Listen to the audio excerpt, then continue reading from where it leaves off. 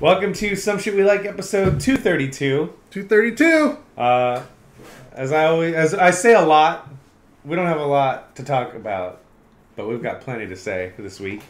Not a lot of stories, if you will, that we're bringing to the table today, but I'm sure we'll fill the time as we always do. Oh, yeah. Yeah, if there's one thing we can do, it's definitely take up a lot of your time. Yes. In a good way, hopefully. Yeah, hopefully.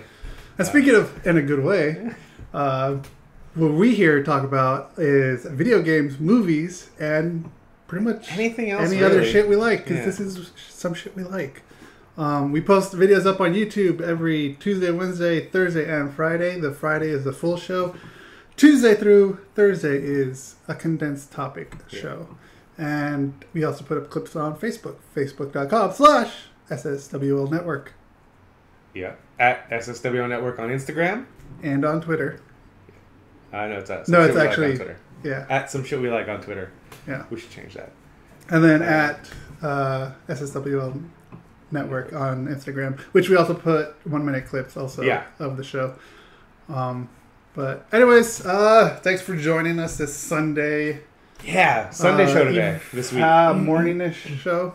Because we couldn't do it yesterday. Well, it was morning-ish. Morning-ish, I know. When we started. It takes a while to set up, but things are rolling along now. So I could actually leave this table here and most of the setup as the way it is. So yeah, the only thing I think we'll do is I will fold up our nice table cover every week. Yeah, just so it I feel like we need to be ironed, maybe washed.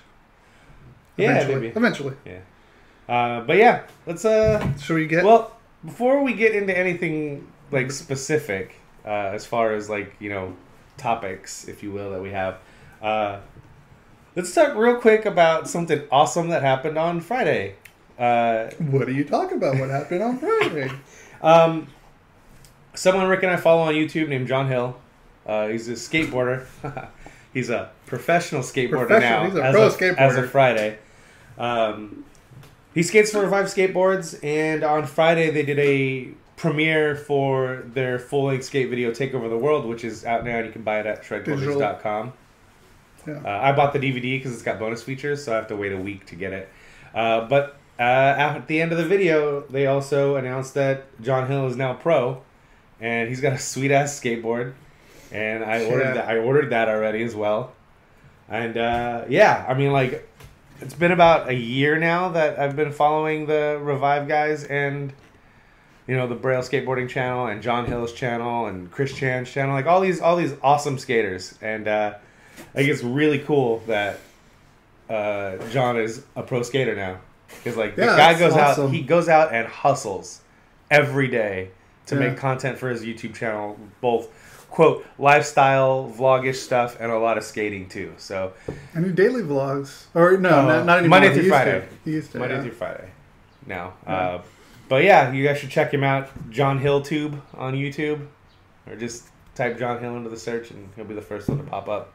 He has this infectious optimism to him. Energy, real, I say it with like the most subdued voice. Yeah, he has this very optimistic energy. The dude's awesome. I really enjoy his channel, and I'm super pumped. Like again, like the cool thing about we've talked about this before when it comes to podcasts that we used to listen to or still listen to, or whatever the case may be.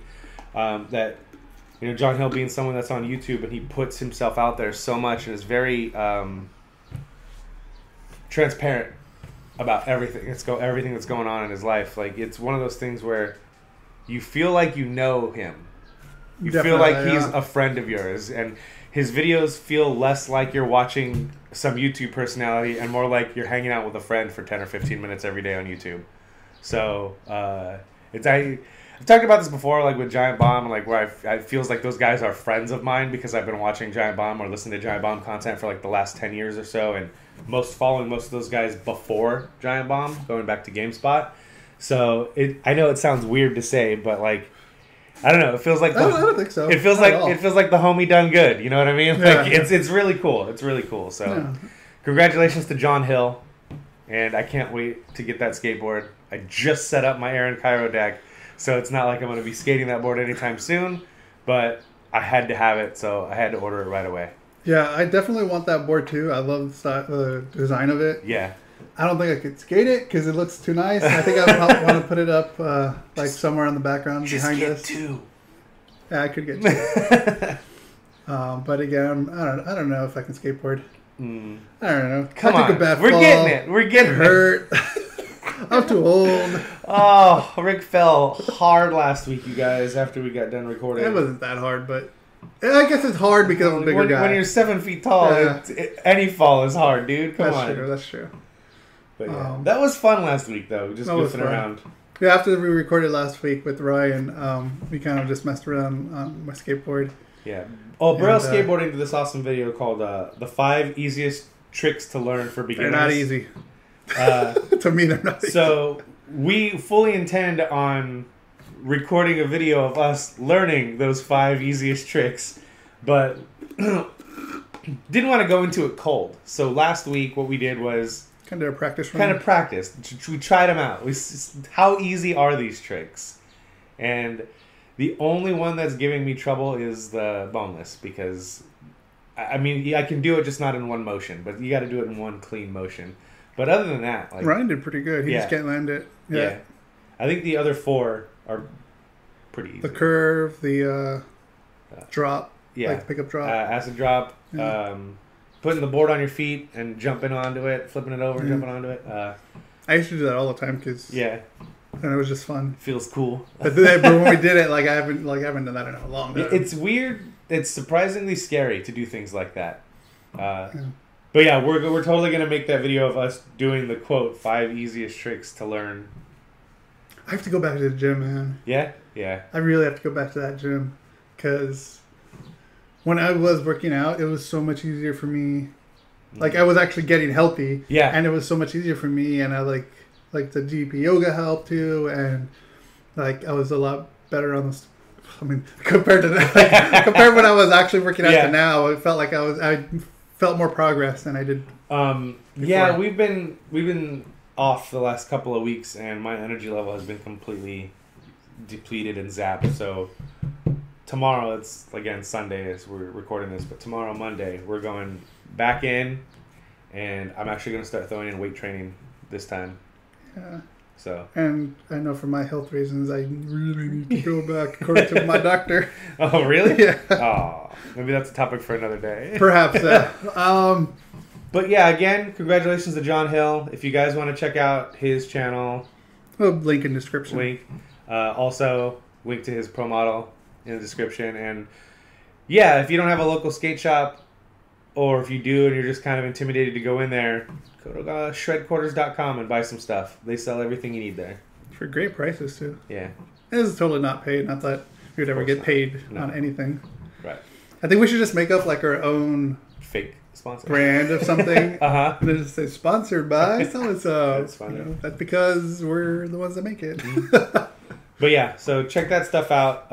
Andy Schrock, who owns Revive Skateboards and co-runs it with Brian Ames, put up a video on his YouTube channel not welcoming, but announcing John Hill as pro, and it's a nice video. It's like 4 minutes long. It's like about a minute and a half of skating, and then like the other 3 minutes are him talking about John and showing the deck and all that. It's pretty dope stuff. Again, all those links, I got you covered. I'll take care of those. Yeah, okay. Different topic, kind of going off of YouTube. Because I do my own side YouTube gig, youtube.com/rickweasel. Subscribe. There's this podcast that just came out, a new podcast that came out for smaller, anyone can listen to, but it's about smaller YouTubers. Specifically the group that I'm in called Third Wave of YouTubers, basically. And one of the community members, Dan Otik. Hopefully I said your... I always delay on names because... Spell it. Okay. Otik. Yeah, Okay. Otik. Yeah. Otik? Maybe? I don't know. Yeah, I'm bad at names. I'm sorry, Dan. Anyways, he put out this great new podcast called The Next Big Thing, which he interviews and talks about different topics of the smaller YouTube communities. And I'm not talking about like 100,000 or 10,000, like even to the hundreds or even like 50. Less. Yeah. The less. Basically anything like 10,000 or less. Okay. And The podcast is already up. He has, I don't know if the new one just went up yet, but there's already 3 episodes out. And he also spotlights smaller YouTubers that you might think, you might enjoy. The first spotlight was Ethan Rylett. And he interviews him and kind of talks about, things in the smaller YouTube community and what goes on and how difficult or challenging it can be to kind of break out in a sea of, it's so much completely stuff. Oversaturated right now. Exactly.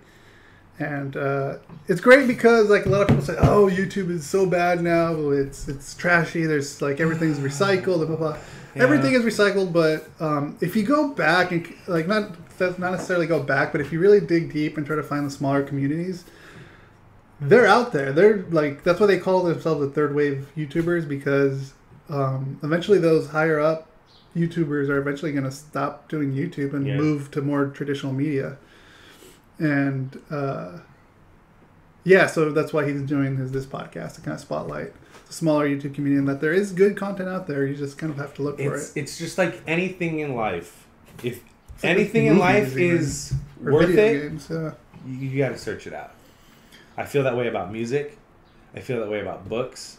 I feel that way about movies. Not necessarily luckily, with things like movies and television shows, it's right out there for you. But like sometimes you'll come across a movie that you've never heard of and be like, man, this is a good ass movie. Yeah. But things that are worth your time are worth searching out. If you consume a form of entertainment and think to yourself, that was good, but I would never, seek that out, then don't waste your time on it. Don't waste your time on it. Yeah, and they're not long. At least the first 3 aren't that long. They're anywhere between like 15 to, I think the longest might be like 40 minutes. Mm-hmm. So it's like a good commute listen. But anyways, check it out. Highly recommend it. Gives you a good insight on how smaller YouTubers kind of struggle. Speaking of YouTube, no, but seriously, I have another thing. Last week, after we got done recording and stuff, and I got back home, I was just scrolling through my Facebook feed, seeing what was going on, and I saw that Gary Vee posted something. Oh, did he? And it was a clip. It was just a minute-long clip of the Ask Gary Vee show. Okay. And it was with his dad. Yeah, I haven't watched that one yet. It's fucking amazing. Watch it. I watched it. Yeah, I gotta watch that. It was really, really awesome. Yeah, I think it's in my queue, actually, my saved playlist that I just haven't got around to yet because I actually have to work at work sometimes. Oh, damn. But yeah, I was like, oh man, I like this. Like, I'd never watched a full Ask Gary Vee episode. I used to watch the Monday show every once in a while because it was short and kind of... Yeah, they used to be short. Yeah. But now the Ask Gary Vee show is like, oh, that's cool. I mean, how often can he answer the same questions? Because that's all he always gets the same questions from people. But the thing that drew me to this episode was that it was him and his dad. Yeah, because he worked at his dad's liquor store. Yeah. And put him in charge of it. They talked about a lot of really cool stuff like that. Like there was one time where Gary wanted to do an ad for the liquor company in a magazine. But it was very expensive. So expensive to the point where that the business itself couldn't sustain paying that amount out. But Gary convinced his dad that it was worth it.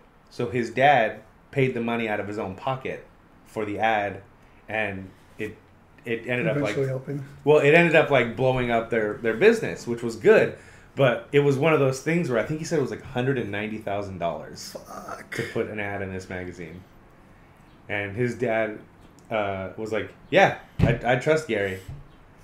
And that was a good investment. Yeah, it was a good investment. And even if it would have failed, it wouldn't have been... Not like it wouldn't have brought some kind of business right, to it. Exactly. Still would have brought something. So it was just a really cool story. And there's other really cool stories of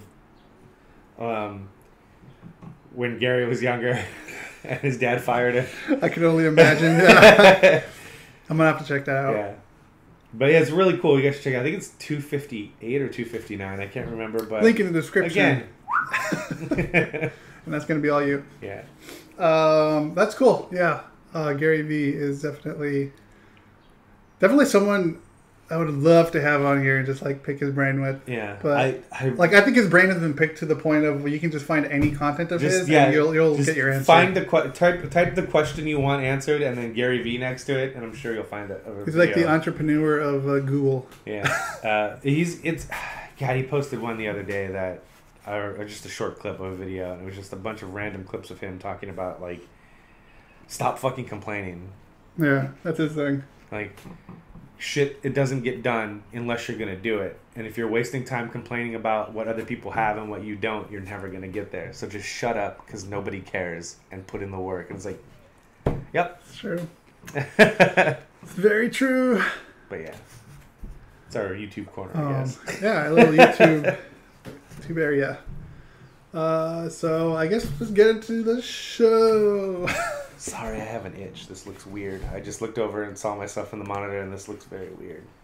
I got an itch on my foot. Leave me alone. All right, so we got a trailer and a review. It's going to be a short show. That's why we kind of went off on this YouTube little thing. But hey, at least you're getting something. So I went to see a movie that we'll talk about in just a bit, but there was a trailer attached to it. Thank you, by the way. You're helping my box office.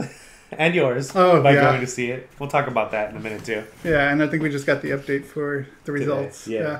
Yeah. So I went to go see a movie. It was Wonder Woman, but we'll talk about that in a bit. But I saw a trailer that I haven't got a chance to watch online, and we're going to watch it right now with Mike. Mike hasn't seen it. Nope. So let's go ahead and jump into... This is Murder on the Orient Express. Make sure it's not too loud. You see it all right? Yeah. We're good.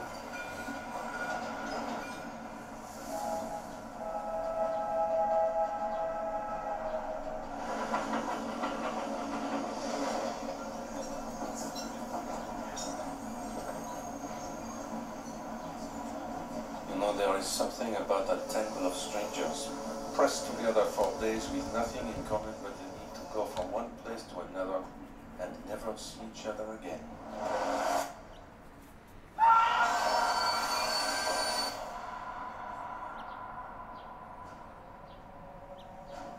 I see evil on this train. I like the font. I don't know why. Yeah. It looks really cool. A passenger has died.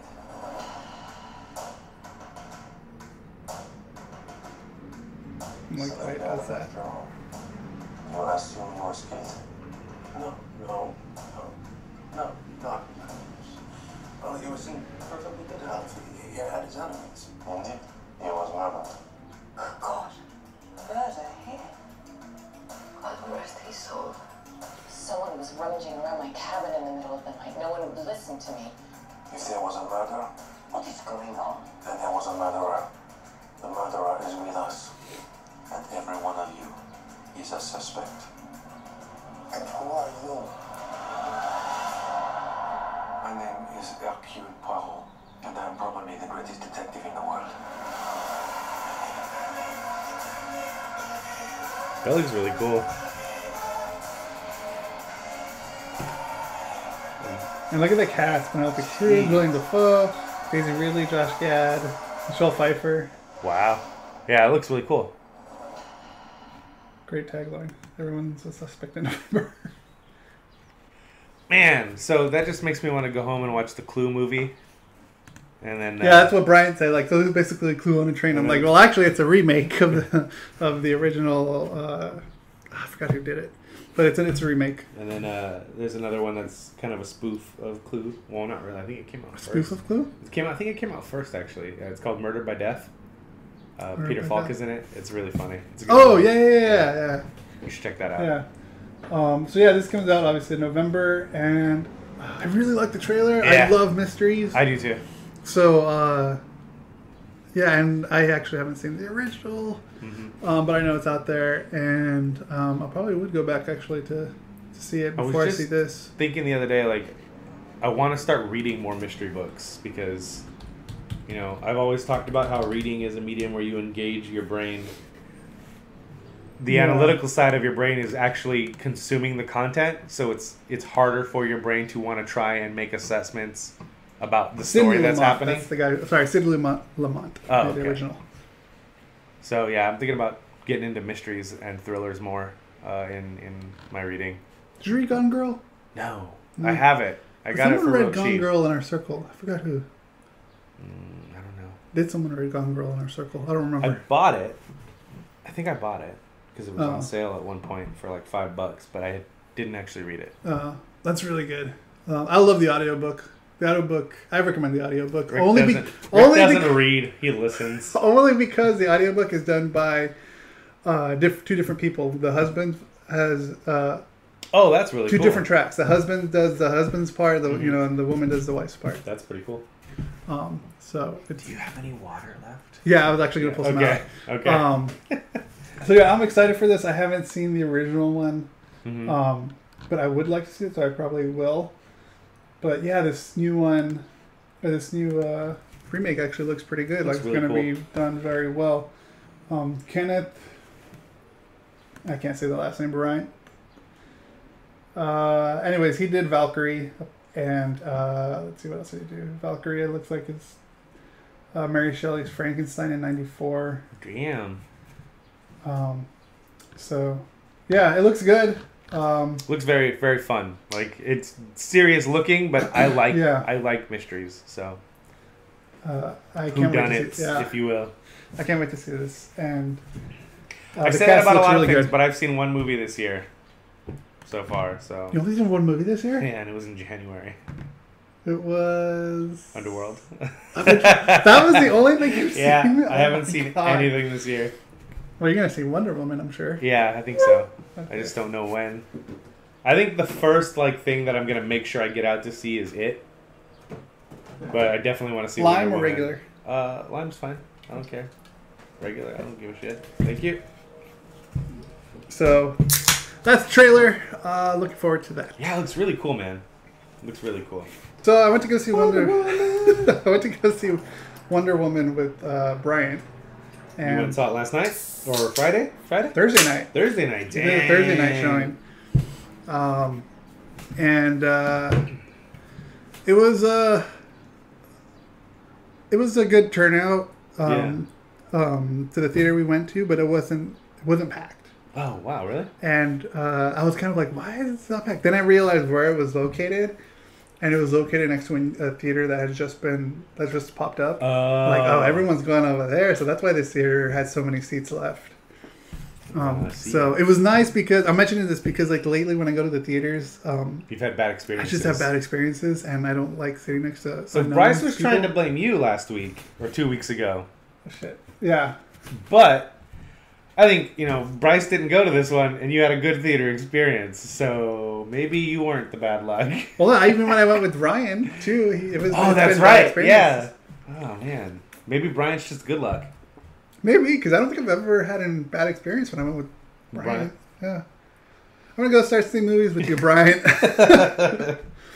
So, yeah, Wonder Woman. Holy shit, this movie was fantastic. That's what I keep hearing. I remember right after Batman v Superman came out, I think it was Henry Cavill was on Jimmy Fallon, and he said that he had seen some of the dailies and set photos from Wonder Woman, and he said that he was so jealous that he wasn't. I think I saw that. Yeah. He was very jealous about it. Yeah. And so yeah, Gal Gadot, Chris Pine, Robin Wright, directed by Patty Jenkins. Yep. And dude, yeah, this movie was incredible. I'm trying to see what else that Patty Jenkins has done. I know she's done. Okay, looks like Monster, The Killing. I guess she directed a few Arrested Developments. Monster, Charlize Theron Monster? Yeah. Monster? Okay. Yeah. And she directed 2 episodes of Entourage, apparently. So yeah, she did a fantastic job. This movie's so good. Where to start? Okay. The intro. I love the way they enter. No spoilers, but the way they intro the movie was basically a long flashback. Okay. Which was done very well because it connects to Batman vs Superman, I believe. Yeah. Because they I think it was Bruce Wayne that sees, or maybe Lex Luthor. I think it was Bruce Wayne sees that picture of her with Chris Pine and like all the soldiers with them. Mm-hmm. Like you get that moment, you get that picture. Like it's Bruce. Like you see the truck deliver that picture to Gal Gadot because it looks like she's working at. I think it's in Paris where that Triangle Museum is. I forgot. I don't know what it's called. I'm that cultured. But yeah, so she's gets this, and it's a note from Bruce saying, "I hope one day you can tell me the story about this picture."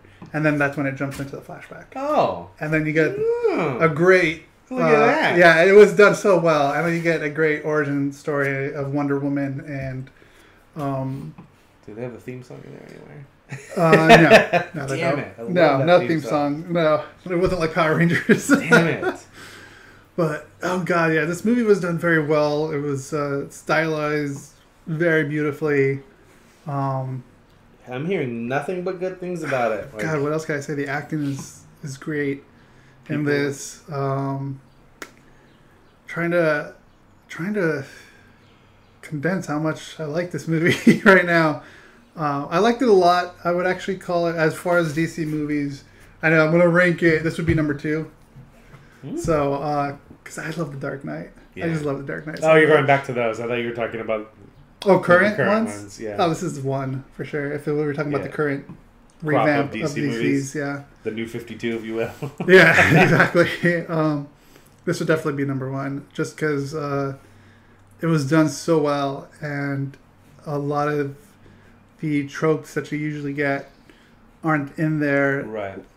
As if another director would do it, and by another director, I guess I would say male director would do it. But no, it's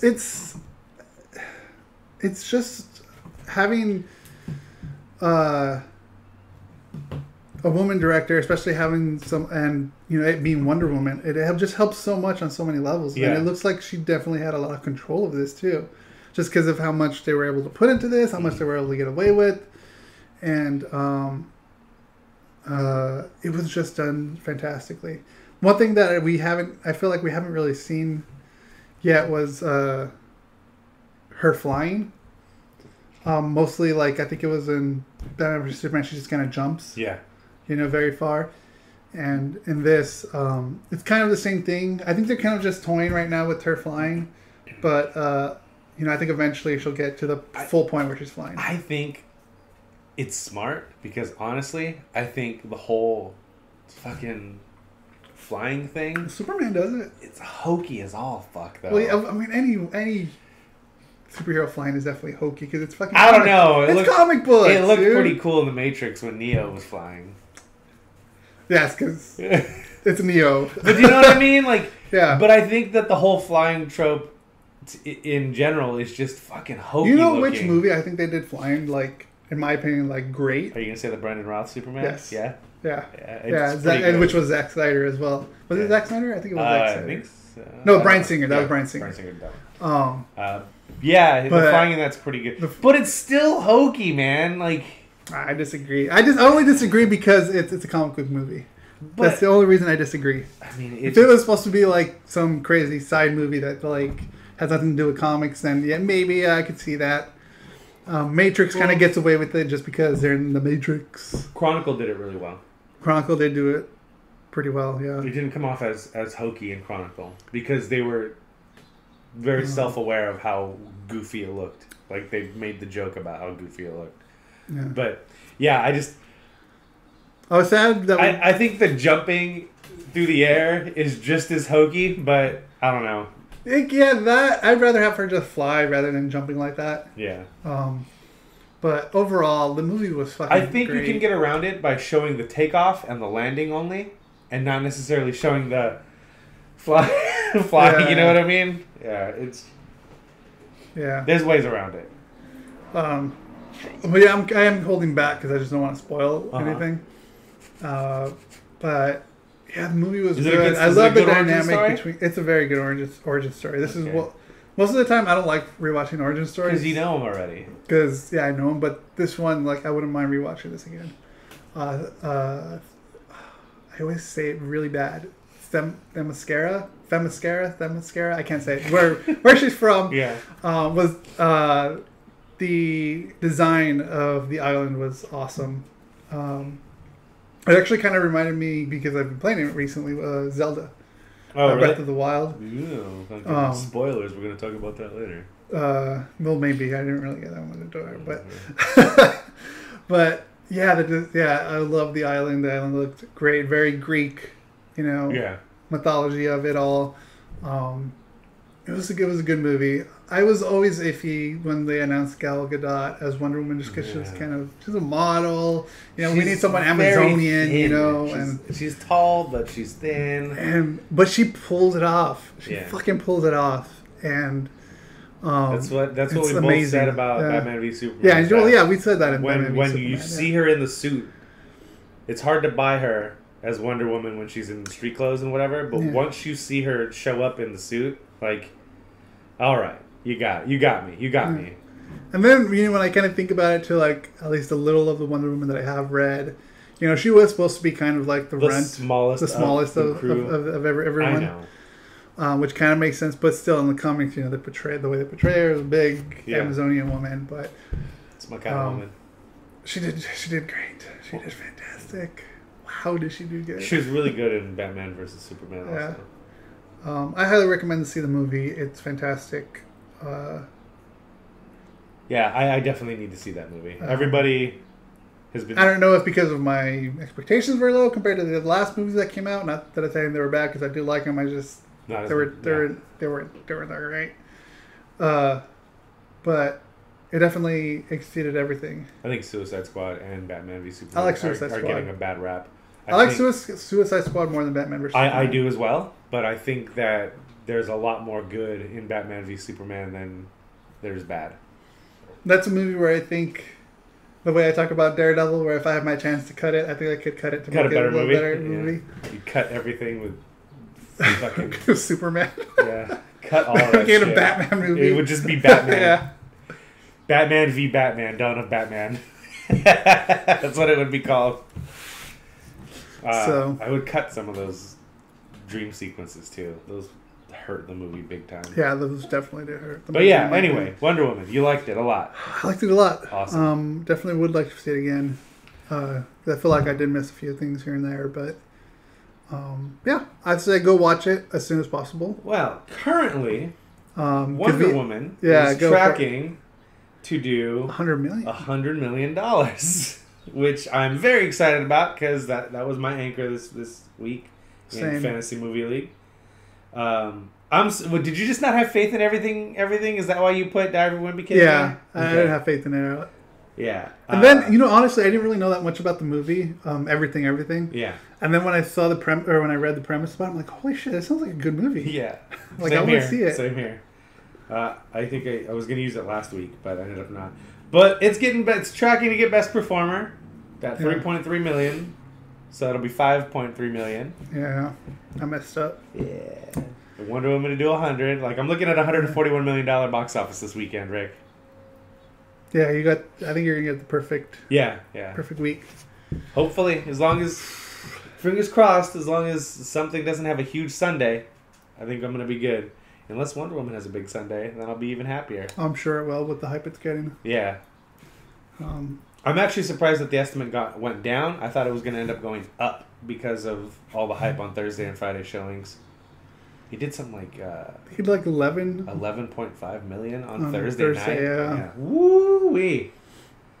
Fantasy Movie League. I'm still having fun doing this, by the way. This is my 1 year mark, because I started with the summer season last year with the Kind of Funny guys, who have all I forgot to join the league.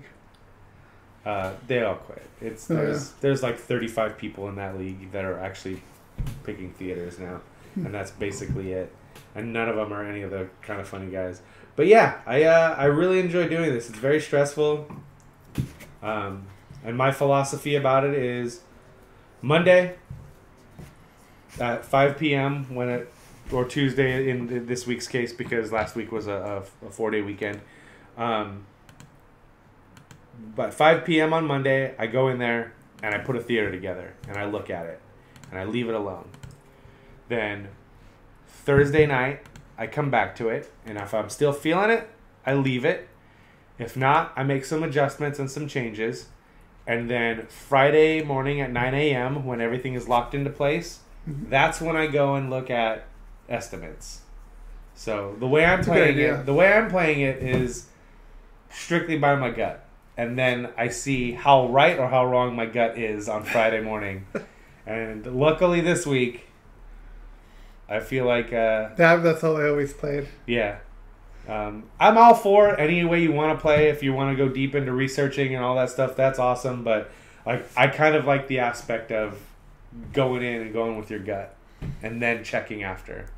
Yeah, I really wish I should have looked more into everything, because if I knew what the movie was about, I would have put more money. I'd bet my money on that. Yeah. I really enjoy that thing, man. It's nerve-wracking as all hell on Thursday night, but it's super fun. So I guess, so that's Movie pretty much stuff. it. That's for movies. We're done for movies.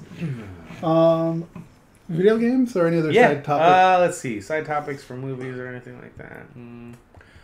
I ended up buying the Police Academy box set on Blu-ray. That's right. Yeah. Because, have you started watching any of it yet? Well, so 2 weekends ago, I think it was Flix, cable channel Flix, did a marathon of all 7 Police Academy movies. And was like, oh man. So me and Alexis watched the first 3, but then she went out for her friend Patty's bachelorette party. And she's like, will you record the rest of them for me? I was like, yeah, sure. So I recorded 4 through 7. But I watched 4, because 4 is my favorite Police Academy movie. It's the one I've watched the most. It's got an amazing, awesome skateboarding sequence in the beginning with the Bones Brigade guys doing the stunt doubles for some of the characters in the movie. It's really fucking awesome. Skateboarding through them all like that. When I saw that movie, I was like, I want to fucking skateboard. I want to skateboard bad. Those movies came out in the early 90s or 80s? 80s, okay. 80s. I thought it was 80s. Yeah. This is actually 4, I think, is 86 or 87. They were doing 1 a year for the first 5 movies. They did 1 a year. And then 6 and 7 had some time in between. But yeah, 4 is my favorite. And so I was like, let me see if they have like a box set or something. Because I remember back in the day, they had a DVD box set. And I was like, I wonder if they transferred this over to Blu-ray. And they, sure enough, had a 7-disc Blu-ray box set for $20. For 7 movies? Yeah. Damn. $20. Cool. With free shipping because Prime. Prime. So that got here last Sunday, actually, which was weird. It got delivered on a Sunday. But yeah, I haven't watched them again yet since getting the box set. But having Police Academy 4 at my disposal so I can bring it over here and be like, Rick, watch this movie. This is my favorite one. I'd be down to watch it. Pretty awesome. But yeah, like I said, there's like this sweet... David Spade is in it, which is hilarious. Tony Hawk was originally his stunt double, but that's funny. They fired him. They just said no, it's not working because he was too tall. Because David Spade is short, so it was very jarring on camera. Because I bet. Yeah, I think that would make it more comedic. Yeah, but the cool part about it was like the guys that did the skating, like I said, were all the Bones Brigade guys and the Pal Peralta guys. So it's really good skating. Wow. 1985, 86, something like that. And it's really awesome. So I'm going to have to bring that over so you can watch it. Yeah. Is there anything you're watching right now? I got something while you think about it. No, I'll think about it, but go ahead. So I watched this thing on Aaron Sorkin. Yeah. And I was like, man, I have to watch The West Wing. People always talk about it, I'm not really that political type of a person, but every once in a while, I like my politics. Yeah. And so I started watching The West Wing.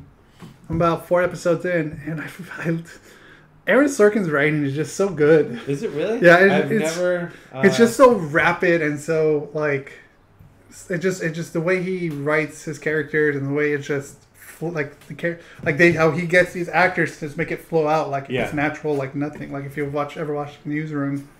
I've never watched. I don't think I've ever watched anything. Which I really love, The Newsroom. I think that's one of my favorite Sorkin things. That maybe The Social Network. He wrote that too. Yeah, he wrote that too. Okay. Watching The West Wing, you can just see the way he writes is just so unique, and the way the actors deliver it because of how he wants them to deliver it. It's good. It's just so catchy. I like the West Wing spoof they did on Family Guy with Chris. Did you see Yes, that? yes. Yeah. Which is true. He's It's just just walking walking down and a hallway. talking. Yeah. Like all of the scenes are like a lot of walking and talking. And that's what apparently, like, I've seen some like Rob Lowe interviews where he talks about Sorkin, and like that's one of the things that all the actors don't really like to do and have become a pro of is acting and walking and talking. So yeah, I'm really digging The West Wing right now. I've been watching that, and I bought the first 2 seasons of Boy Meets World. Oh, did you really? What, DVD or on digital? Amazon digital. Oh, okay. Yeah. So I've been also watching. Are all the seasons up there? Yeah, all of them. I would love to have that. Like a box set of that and Full House and save. I thought about buying the box set, but Yeah. like, you know what? I think I'd rather just have a digital. I know it's wrong, but So I haven't been watching anything, but here's what I'm going to talk about right now.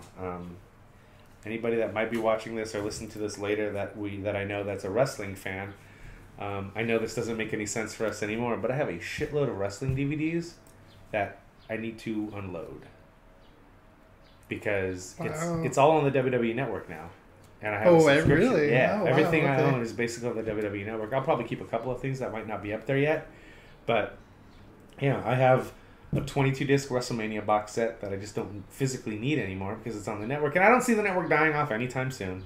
no, not at all. That's not going to die. Almost 2 million subscribers now, which is awesome. I have a SummerSlam box set and a Royal Rumble box set, and each of those things are at least 20 discs. So I need to get rid of those. And a lot of the documentaries and stuff like that are up there. I might keep those because of the matches that are on there.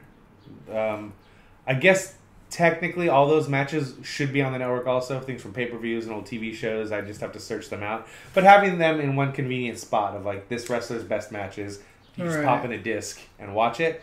So the pay-per-views, do those go on the network? Live. After they're done?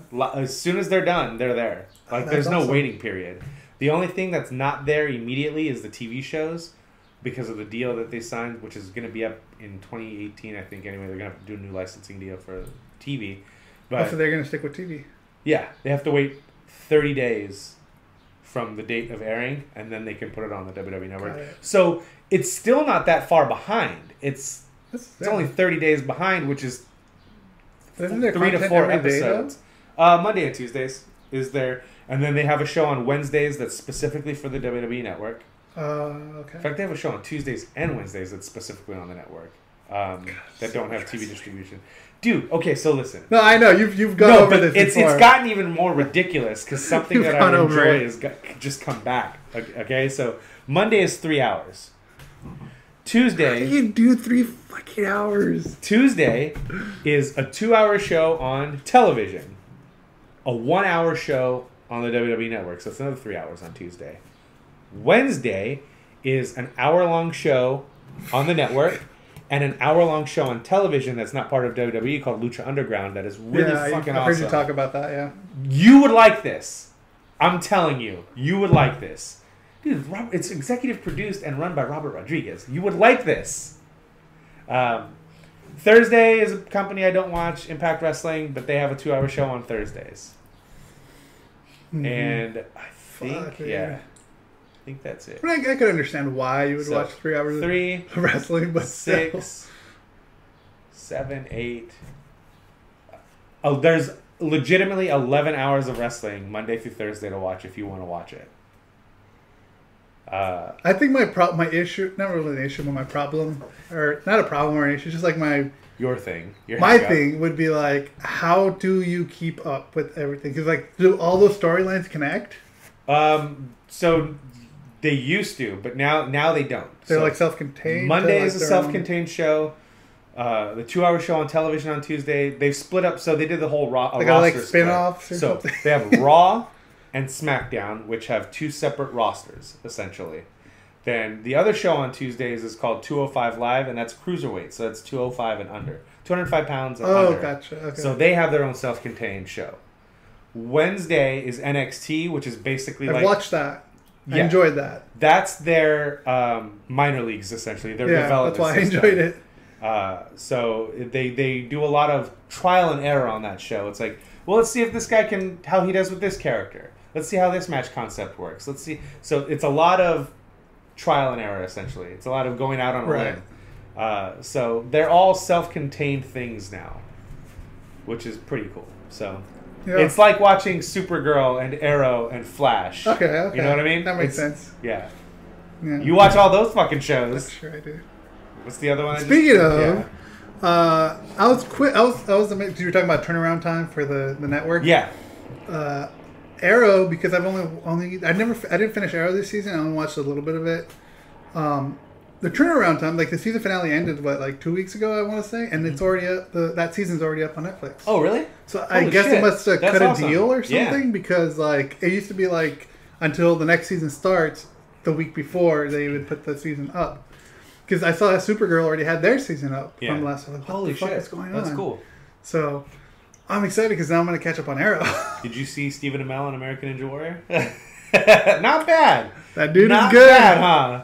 That dude's good. Like I was happy that he did the I don't know what they call the ladder or whatever. Yeah. Because he does that all the time on the show, pretty much. Well, with the salmon ladder, I think it's called that's the the salmon ladder. Yeah.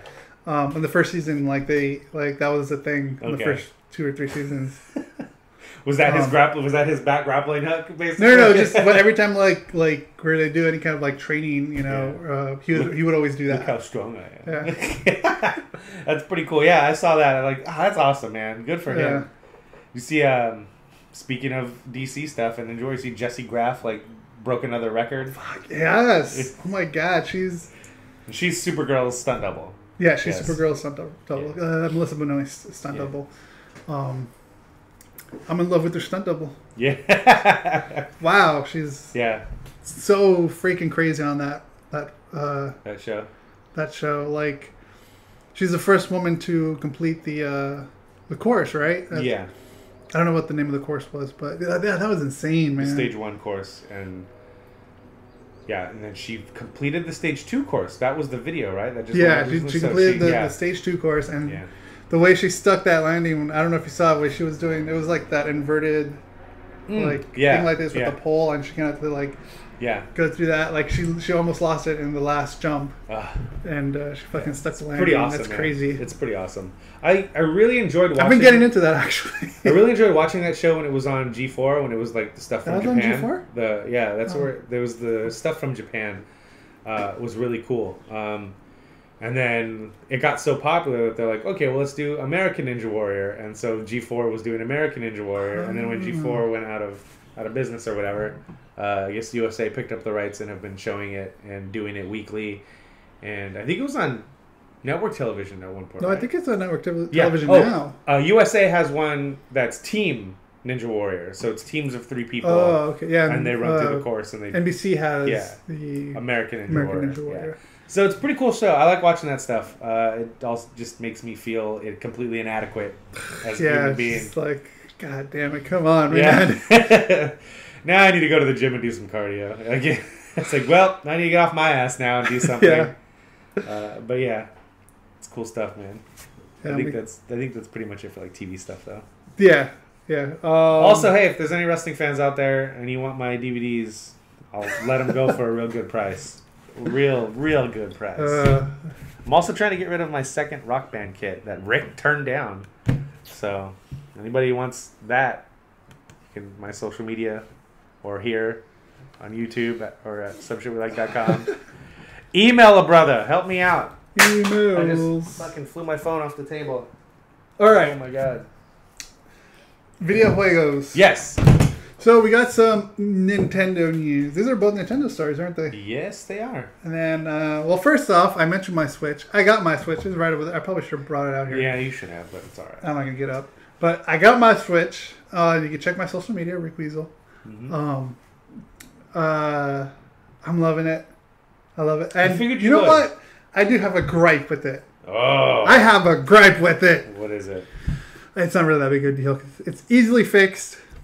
Gaming portably with the 2 Joy-Con, I can't do it. Like separated, it's separated from the thing, and oh no, I can do it separated, but like you don't like with it. You don't like this? I don't like it like that. Oh, I'm gonna have to see how. I like the idea. My hands of are big, first of all. So then, and how the no, hell are you doing this then with them separated?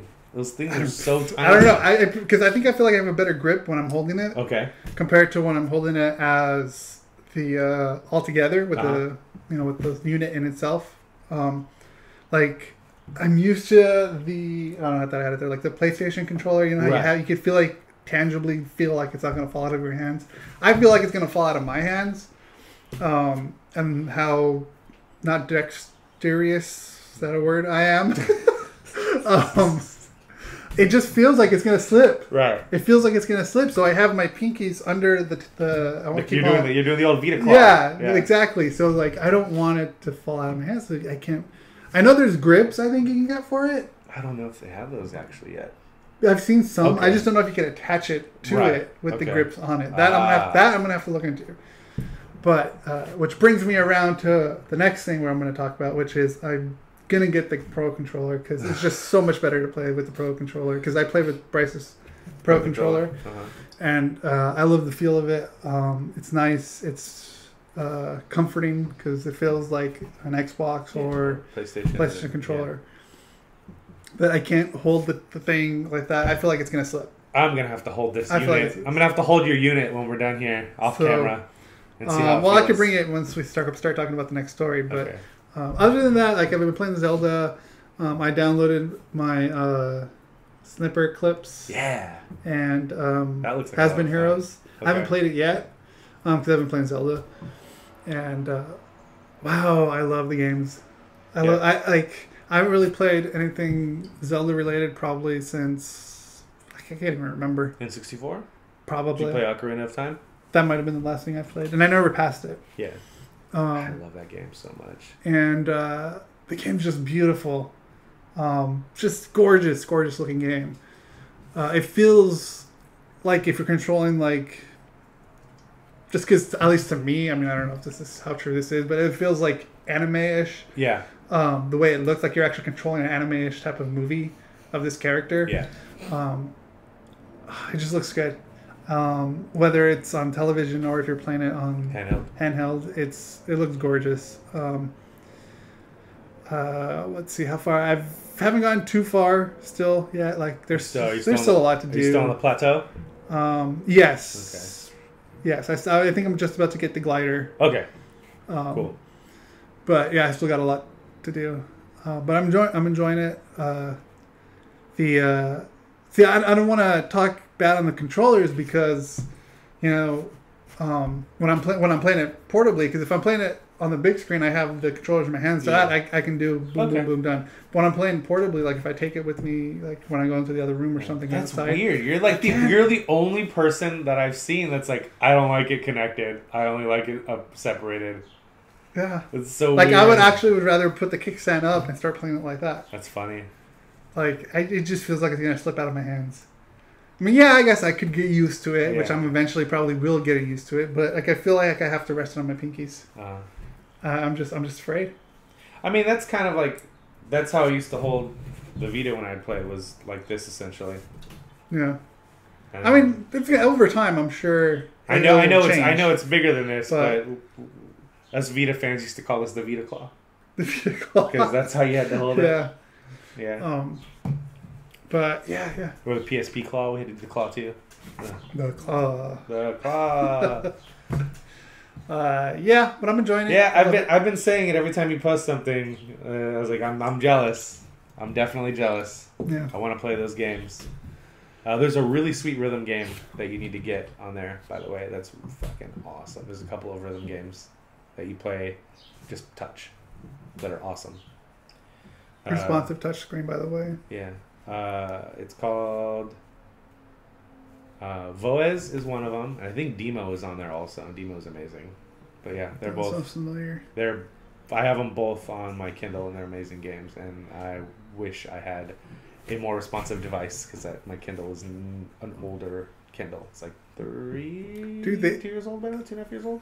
I don't know if you're looking to get a new one, but I'm sure the Father's Day sales are probably going to have them dirt cheap. Yeah, because the Mother's Day sales had them very fucking cheap. Yeah, the $49 or the $50 Kindle Fire I think was like $39.99 or something like that. Something like that, yeah. Ridiculous. But yeah, I don't know. I am a fan of what they decided to do because they were making expensive tablets again, like trying to compete with everybody else, and then they forgot that the reason why people got into the Kindle Fire was because it was cheaper and easy to use and still responsive. But they were trying to make high-end machines and charging $400 for them, and people were like, "Nah, no thanks, bro." So now I think it's $180 or $190 for the 10-inch tablet. But they are a little slow for gaming, and the Amazon store doesn't put everything in there because it's not, it's not necessary. It's not an Android device. It's an Android-ish device. It's not full Android. So you don't have access to Google Play. You have to use the Amazon App Store, and not all games are on there, and they don't update the games as version quickly. So it's definitely an issue, but I'm sure they'll figure that stuff out eventually. Yeah. But I feel like they're due for a refresh. I think so. This is the like third year of the current models, so. Oh yeah, they're definitely due for a refresh. I would probably say by this fall. Yeah. Yeah. I'm glad you're liking the Switch, man. I definitely want to get one of those eventually, but like I've been saying, I'll wait until there's a bundle or a slight price drop. Well, I got the bundle, but apparently you're trashing it. Yeah, because you got a $400. You got like a ridiculously expensive bundle. It's not that bad. I'm talking like. Are you talking about like a $350 bundle? I'm talking. What is it? It's $249. Is that what price is? $299. $299. I'm talking about a $299 bundle with a game in it. Oh, with the game already. Like a pack-in game. Okay, like gotcha. $299 and Mario. Gotcha. Or $299 and Zelda. Not $400 and Zelda and these two downloadable games. And the Zelda expansion. Yeah. All right. The Zelda expansion. The screen protector. I'll wait for the Game of the Year edition, and it'll be $10 cheaper. But yeah, I think it's a cool system, and I want to get my hands on it later. Next story. Yeah. Okay. Talk about that. Should we do a compliment sandwich? Should we talk about the negative thing first and then end with the positive? I'd say so. Okay. All right. So the negative thing. They announced that they partnered with the accessory manufacturer Hori to make a voice chat headset. That sounds familiar. Yeah, they do a lot of third-party joystick controllers for fighting games. Ooh. Dude, yeah, this is fine. I'm just used to doing the Vita Claw, so yeah, that's perfect. You're crazy. So they partnered with Hori to make a headset for Splatoon 2 that's going to launch in July. And yeah, it looks really cool, the headset. Like, it looks really cool. Oh, so we're going to do that story first. Uh-huh. Yeah, because this is the negative one. Oh, okay. But there's also this ridiculous freaking diagram of how this thing works. And you plug it... I'll pull it up. Yeah, you plug a Y-splitter, one into your phone, because the console doesn't do voice chat natively. You have to do it through the app. So you plug it into your phone, you plug it into your Switch, and then on the other side is a single wire that you plug into the headset. What the actual fudge? I don't understand. I guess it's so you can get game audio and chat audio through the headset. But why can't you do that through Bluetooth? And why is it not native on the console? Why is it through a third-party app that you have to have a smart device for? I don't understand it. I don't understand why. I feel like this has to be a joke. I don't think it makes any sense. It's just so weird. It's so Switch, weird. then plus where's my your phone. Plus the phone. Right. And then the splitter. And then the splitter. Yeah. And then to the headset. Right. So basically you have to have your phone in your pocket with the splitter. I don't know. If you want to... I mean, I'm thinking more it'd have to be like this. Because that cord doesn't look very long. Yeah. You'd have to have your phone next to your Switch on the table. It's just a diagram. It's not gonna, I'm sure it's going to be longer. Yeah, I hope so. It has to be. But even still, then why do I want a 6-foot cable to my phone and a 3-foot, 4-foot cable to my Switch and then a 4-foot cable to my head? Bluetooth, guys. It's been working for years On PlayStation headsets were Bluetooth. I know that Microsoft had a proprietary wireless solution for their stuff, but it was still wireless. Yeah, it doesn't make any sense. I don't. And like, so wait, I don't know. Does the Pro controller have a headphone jack on it? Do you remember if Bryce has a headphone jack on it? Don't remember, but I feel like it should. Yeah. So if that has a headphone jack on it, I guess that eliminates some of your problems. So when you're playing in TV mode, you plug it into the controller, into the phone, into the headset, and that kind of alleviates some of the problem. But man, I don't know. It's some weird Nintendo shit right there. Oh, here's the actual. Oh, it looks like that's Platoon. Yeah, it looks like the squid, which is pretty cool. See, those cords look super short. Oh, those do look short, yeah. Again, hey, whatever. I guess they just, I don't know. I guess don't use voice chat on Nintendo games, or use Skype or Discord or some other solution that. And to be honest, people use Discord for PC. They don't use in-game stuff or Skype. I know a lot of people, even on home consoles, will have their laptop sitting next to them, and they'll be in a Discord chat or a Skype chat instead of doing, the voice chat on the console as well. But yeah, I just don't understand it. Like, it's crazy. It's easier. I think this makes more sense than the Wii one, because for Wii they had a thing called Wii Speak that was a microphone and a speaker that you'd set next to your Wii or on top of your TV, and you'd be sitting way back here, and you'd voice chat through that. So it was like a speakerphone thing, which is very weird. At least they're trying something here. But it just seems super weird and completely misguided. And that's kind of a bummer because... Switch stories. On the other side, they announced more details about the online service, the Nintendo Online service. And these ones are actually good. This is really fucking awesome. Yeah. They saw some complaints and they made some changes. So first, now it's not going to be available till sometime in 2018. Which again, not being ready at launch is an issue. But... I mean, it's still there. The eShop is still there. Well, now it is. Virtual Console wasn't there. eShop was always there. That's right. Yeah. So 2018. Originally it was supposed to be this fall that it was supposed to roll out the full feature set. But it's... not going to be rolled. The full features is not going to be rolled out till 2018. Pricing structure: 1 month subscription is $4, 3 month is $8, and a year subscription is $20, which is a third of the price of Xbox Live or PlayStation Plus.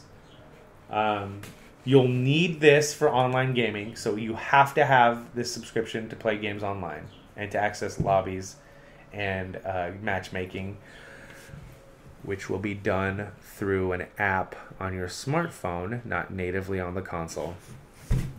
But the awesome thing about this is they announced a classic game thing, where they said once a month you will have access to one game on NES and one game on SNES that you could download, but it's only good for that month. They've changed that. They're going to have a library of games that you could download and play anytime you want, as much as you want, as long as you maintain your subscription to their service. So it's basically kind of like PlayStation Plus, right? Exactly. Yep. Or like the new Xbox Live Games Pass, which isn't working as smoothly as they want it to right now, but they'll get there. So that I think is fucking awesome, because that 1 month window of now we'll pull it down and put another game up. I didn't like that. So you actually get to... that's way better. Originally it was going to be Super Mario World is only available for the month of July for you to download and play, and once July is over, you can't play it anymore unless you buy it off the Virtual Console. But now they're going to have a selection of games that you can play anytime you want for as much as you want for the subscription for the price of their subscription to the service. So like, let's say, Yoshi Island this month is part of the subscription, right? Right. So you grab it, and that's one of the exceptions where if you grab it, you can play it anytime. Well, actually, it's even that's the PlayStation Plus model. So this one is slightly different, to where they're going to have a constant library of games that you can download and play anytime. Oh, okay. So if Yoshi's Island is on that list, Then you can play that then you can anytime. play it anytime you want. Okay, gotcha, okay. Or But they're going to have a model like the PlayStation Plus where it's once no, that month, they were or going not? to. Oh, but but they're not doing it. Okay. Yeah, but now that's gone. Okay. The only thing that's weird here is since they're going to have the virtual console, and you know that's going to be a big moneymaker for them, why would they ever put a game like Mario World on the free side? Why would they ever put a game like F-Zero on the free side, or Super Mario Brothers 3, or, you know what I mean? Like, They're going to be a bunch of games that I don't care about. they're going to be, I feel like it'll be a bunch of games that will like, oh man, this makes me really want to play Super Mario World. I should probably go buy Super Mario World for $6 on the virtual console. But hey, that's business. Not going to complain. That's fucking business. It's free is free. Yeah, so I think it's cool that they're going to do it. And I can see the older Nintendo games being there. Some of them, not all of them, yeah, but I don't think any of them. like I bet maybe the first Super Mario Brothers would be there. I think maybe. Nobody wants to play that anymore. I don't know. I like that. I like playing that every once in a while still. But yeah, realistically, you're gonna play that and be like, man, I want to play Mario 2 or Mario 3 or Mario World, not Mario 1. So I'm gonna go buy those games. But yeah, I think it's a cool idea that there's a list of games you can play anytime. No word on if that list is going to cycle through or change at all. Which I assume it will. Yeah. Which is a way of them getting around the whole, you can only access it for a month. Instead, it'll be like, oh, we've removed that game from this list now, and here's some different games. But yeah, I think it's a cool idea. $20 a year. That's cheap, dude. For online play and the access to the app for voice chat and all that shit. Plus this list of games that you can play. I think it's pretty cool. I feel like that'll eventually get addressed. I don't know. I think it was a way to infrastructurally save money on the console. Is like just build an app.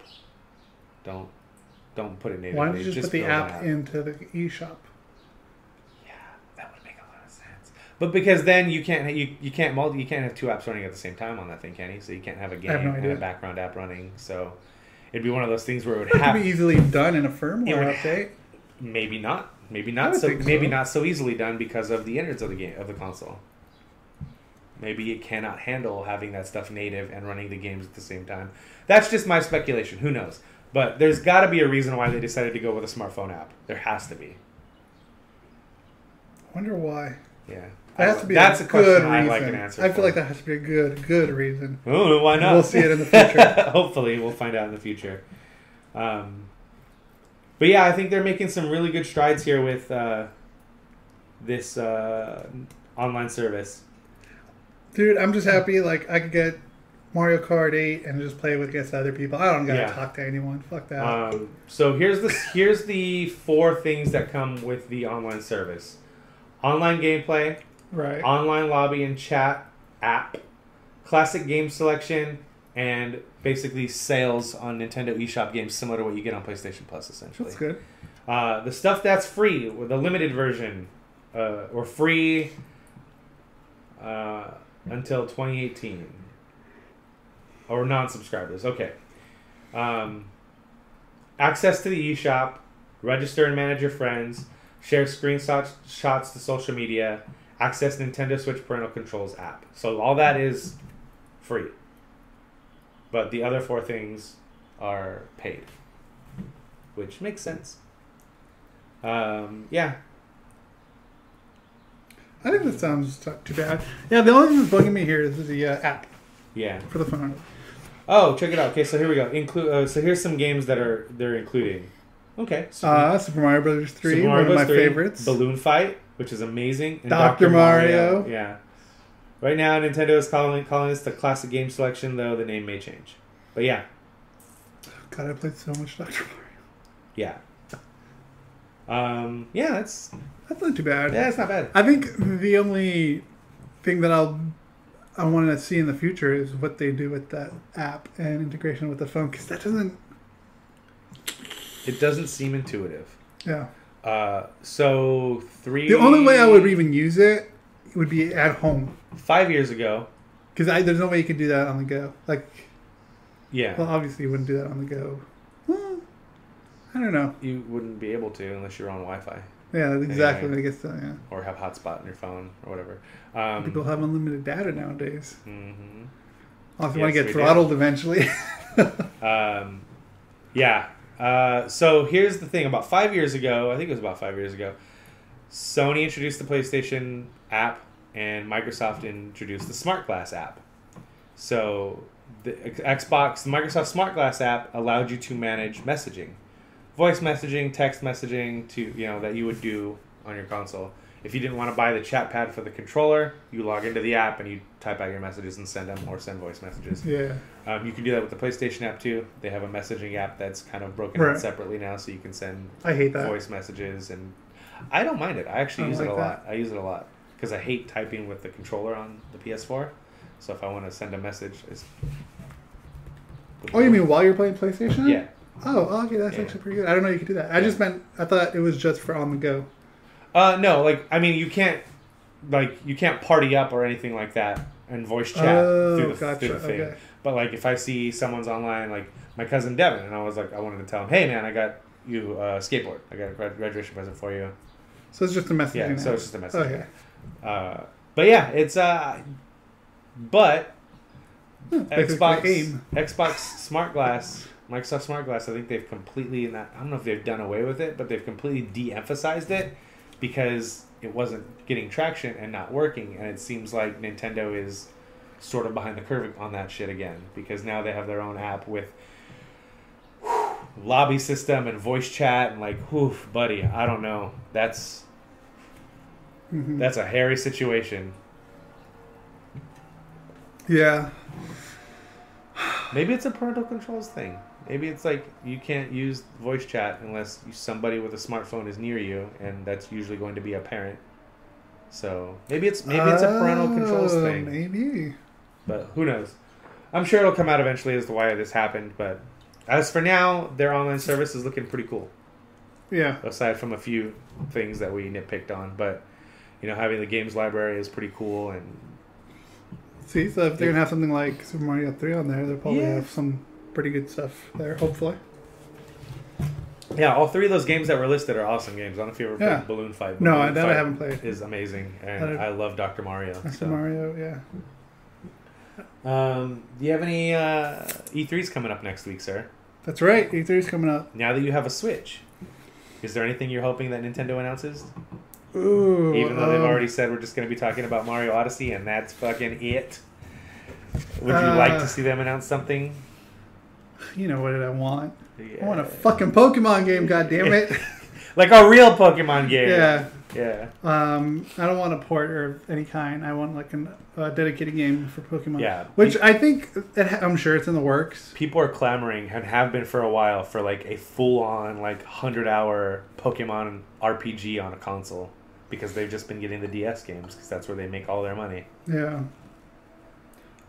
Yeah, I could see them probably working on something. I don't think they'll announce any Pokemon at this E3. Yeah, I think it's just going to be Mario Odyssey, and that's it.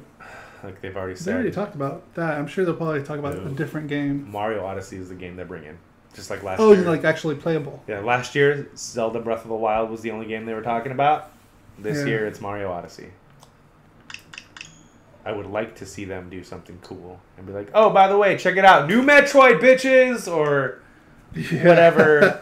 New Kirby. I'd like a new Kirby game. There's a DS game on Kirby's Canvas Curse, which was fucking amazing. I love that game. Oh, it locks. Yeah. Learning new things every day. Yeah. Well, because I was pulling it, I was like, God, I feel like it's going to break. And I just heard it click. It's like, okay, it locks. Yeah. Oh, no, that will break. Or not I'm sure break, it will. It feels very fragile. It's built to snap. It'll snap off and on.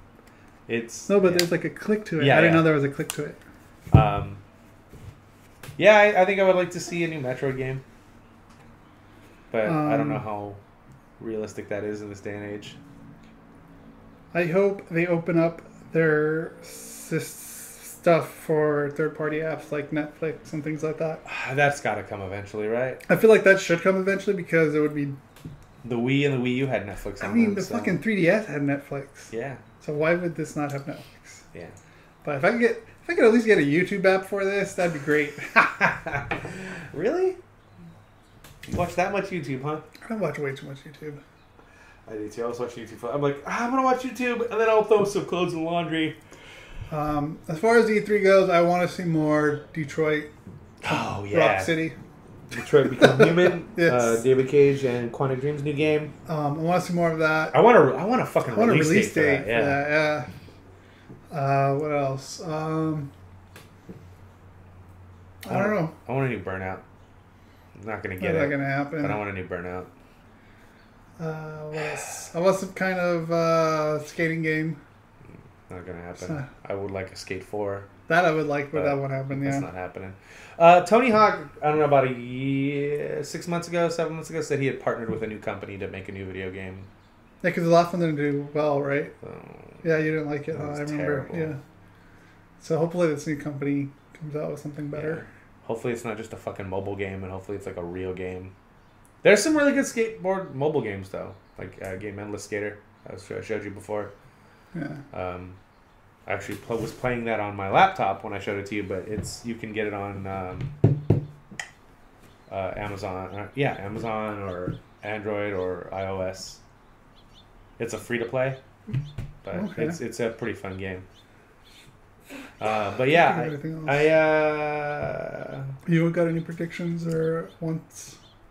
No, nothing crazy other than I'm still convinced that when Xbox debuts Scorpio at E3, they're going to be like, hey, this is the new console.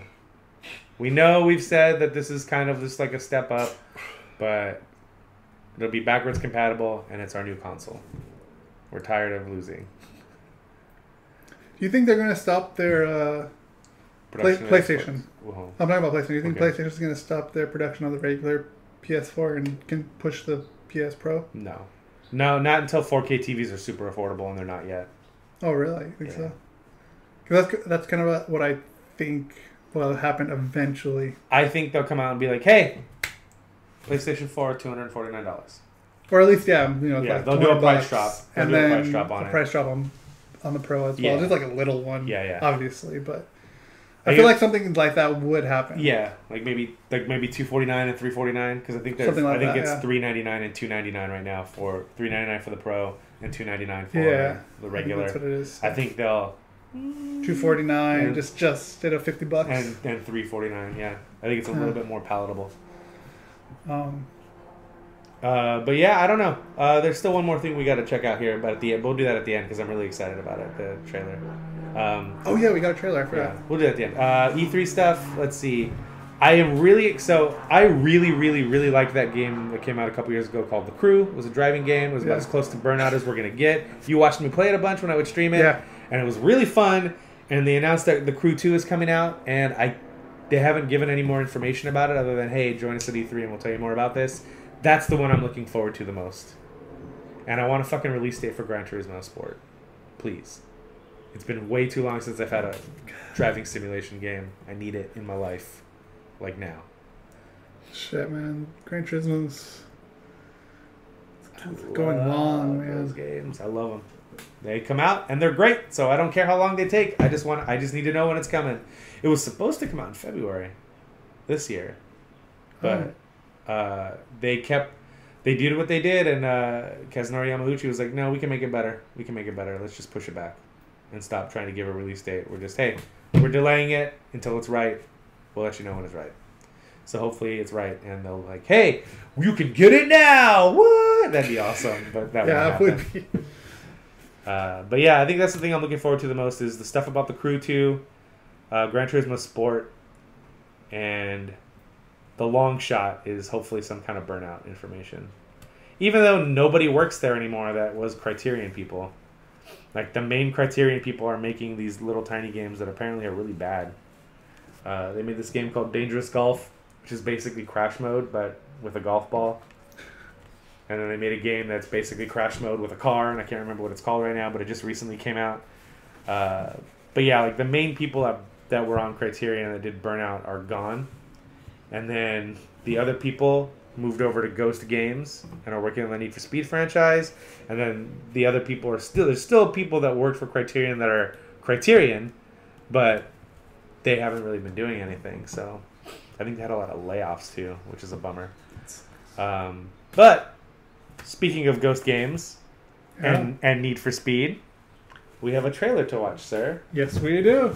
Trailer mode. I watched this a couple of days ago when it came out, and I got really excited about it because it basically looks like the Fast and the Furious video game I've always wanted. All right, here we go. Yeah.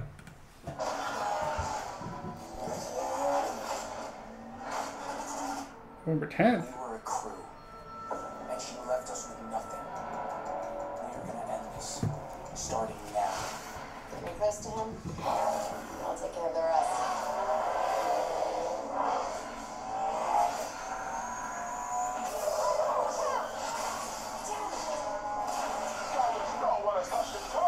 There's something much bigger going on here. This is totally Fast and the Furious. Hey, Matt. You built this all yourself? An artist can turn any scrap into a supercar.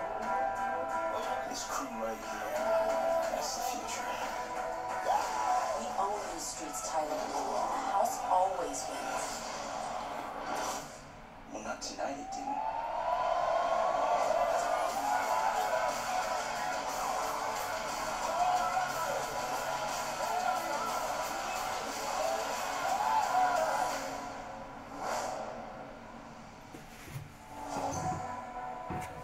That looks Damn. pretty dope. So that's the other reason why I want to see what the Crew 2 is doing, because that game was a game that was, hey, here's a map of the United States, drive across the United States kind of thing. And this kind of seems like a similar idea. Different types of races, different types of cars. You know, your street cars, your pro mod cars, your stock cars, off-road stuff. It seems like all that's in this game also, and that's kind of what the Crew did, is like, here's your street racing stuff, here's your circuit racing stuff, here's your off-road stuff. So, I'm really excited to have two games that are kind of doing a similar thing. I think Need for Speed, like people at Ghost Games were like, yeah, I think we could do that and do that better. Let's try that. When the Crew came out. Yeah. So I'm glad there's one studio working on Need for Speed, and I'm glad it's been a 2-year cycle. 2015, they came out with a game that when they kind of rebooted the franchise, just called it Need for Speed again. And I really, really, really loved that game. I got the platinum in that game, by the way, and put about 100 hours into that game. And it's super fun. I even go back and still play it. It's one of those few games. I've noticed that now I've become way more picky about what games I buy. And I don't buy games with the intention of trading them in later to get store credit. Like I still have my Need for Speed disc, and I still pop it in and play it, and it's still fun to play, and it looks great still. And I love driving games of all kinds, whether it's arcade racers or simulation racers, or Dirt 4 is coming out pretty soon, and I'm really excited about that. But yeah, I just like driving games, and it's been 2 years now, well, almost 2 years since I've had a racing game, because Need for Speed was the last one I played, really. There's been a couple come out since that just don't look very fun, that I haven't pulled the trigger on. But yeah, with a new Dirt game coming out this year, a new Need for Speed coming out this year, the Crew 2 coming out this year, and I'm hoping Criterion mentioned something about that driving game they were working on a few years ago. They even said, this is not Burnout, but it's Burnout. It's got a vibe of Burnout. So the potential of 4 games, and then Gran Turismo Sport, whenever that decides to come out, that being my simulation racer, like there's a potential of 4 or 5 games coming out that are going to hit me right in my wheelhouse. And then Everybody's Golf comes out in August. Destiny 2 comes out in September. Playing Destiny with you the other night was really fucking fun, by the way, man. Yeah. That was a lot of fun. I missed that shit. I'll have to do that again sometime, maybe next weekend. Yeah. Because I think it's a pretty empty weekend for me next weekend. But yeah, what do you think about that? It looks cool, man. Trailer? It definitely looks like Fast and Furious, right? Trailer. Doesn't it? God damn. Which I would think maybe they're going to throw some good storylines in there. Hopefully, yeah. I would think so if they put that much into the trailer. Whether that or not, I mean, it looks like a fucking great game. Yeah. Was that actual gameplay or just cinematics? I don't know. I think so though, because I think maybe later on I might stream some Need for Speed from 2015 so you can see how it looks. It looks really good, man. Really good. Well, I'm sure we'll see more at 3. Yep, in about a week and a half. Oh, So- shit. No, in about a week. I think EA goes on Sunday. I think EA moved their press conference to Sunday. So, yeah, in a week, we'll find out more about Need for Speed and any other EA properties. That's where Burnout would show up if they're doing something, which they're probably not. So I'm not going to get too excited about that. Well, it would be under the cover of Need for Speed, wouldn't it? No, because like I said, there's Did Criterion. they actually call it Burnout? There's Criterion people that are still working on... I don't know if they're still working on a driving game, but they were for a while. Okay. And they said, we don't have a title for this. This is all just concept stuff. We're kind of toying with stuff. But it wasn't just cars. That was last year or just a few years ago? That's been years ago. Four or 5 years ago. All right. I feel like then we would have to see something, hopefully. If it still exists, yeah. Come on, Criterion Give us the people. Burnout. That's awesome, man. If for say something like that does come out, Yeah, you know, it would probably come out not till next year, right? probably. Yeah. I mean, it'd be epic if they just dropped it and say Yeah. it's coming out this fall. Yeah, or today. I like that whole get it now idea that nobody ever does, but Yeah. it's a nice Or at thought. least a beta. Yeah, something. Beta A would be demo. nice. Speaking of beta, I need to get I need to pre-order Destiny 2. Oh, you want to get on that beta? I just don't know if I should get the deluxe version or the basic I version. think. I have a feeling I should just get the basic. Yeah. Because we screwed up and got the Guardian Edition last Yeah. time, and we kind of got fucked on the expansions. That's because why I'm kind of iffy just about get the it. basic one, and then we can do the season pass later. Yeah, I think that's what I'll do too. yeah. But yeah, man, I had a lot of fun playing that game with you last weekend, and I definitely want to play some more of that. That'd be a digital download, I think. I don't think I would get the... The physical disc. No, that was a mistake on my part. Yeah, I got it digitally. I should have done that. But yeah, I played a little bit of Rock Band the other day for the first time in a while. Some guitar. That was fun. Still love those games. Yeah, they're a lot of fun. Everybody was all worried because it was like, hey, I'm selling a full band set for PS4 if anybody wants it. And Dan goes, you're getting rid of your stuff? And I was like, no, dude, I have a second set. He goes, of course you do. And then Josh goes, oh, end of an era. And I was like, no, asshole, read the comments. I have a second set I'm getting rid of. But yeah. If nobody wants it, I don't know what I'm going to do with it. I got to get it out of my house, though. It's taking up space. Take it to GameStop? No, they're not going to take it. They won't take the peripherals anymore. So they don't want clutter in their store. Just throw it in their dumpster. I can't believe I was just going to give it to you, man. You turned it down. I don't have the space for it, and I don't play that enough to warrant it. I guess so. I mean, with the online play now and everything, and you'd be able to download the old songs you buy. Got this now. You know, Got this you got nothing good on there. beautiful There ain't machine. shit good on that console.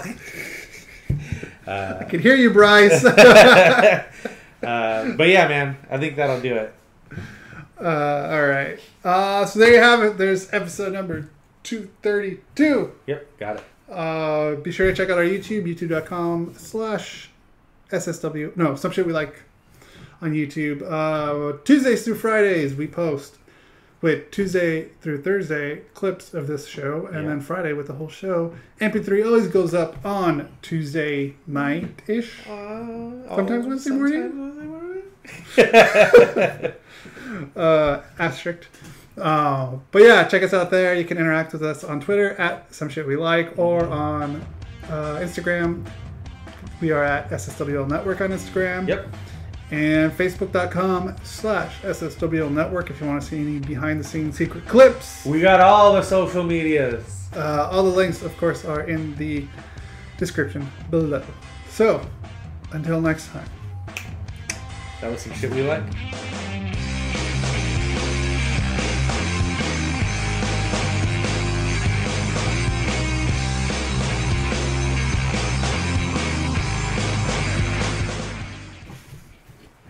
I like how the guy talks about building the car and that even sounds like Vin Diesel in Fast and Furious. Stop recording.